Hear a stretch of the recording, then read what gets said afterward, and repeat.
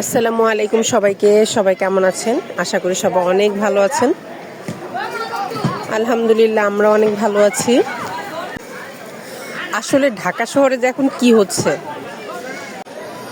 ছুটি হয়েছে মানুষের ভোটের জন্য, কিন্তু হচ্ছে যারা ঢাকার বাহিরের ভোটার তারা তো অলরেডি চলে গেছে বা কিছু আছে, কিন্তু আমরা যারা ঢাকা শহরে থাকি বিশেষ করে এখন আমাদের মনে হচ্ছে এটা একটা ঈদের ছুটি।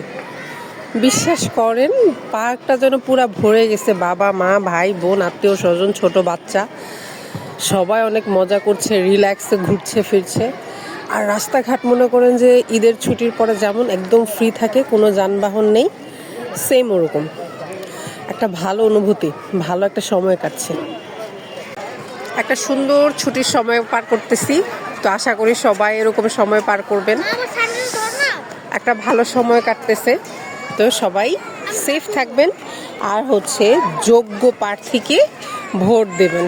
কিন্তু ভোট দিতে কিন্তু অবশ্যই যাবেন, যে যেখানে থাকেন, যে যে এলাকার বাসিন্দা, যে যেই শহরের বাসিন্দা, আমরা সবাই আশা করি ভোট দিব।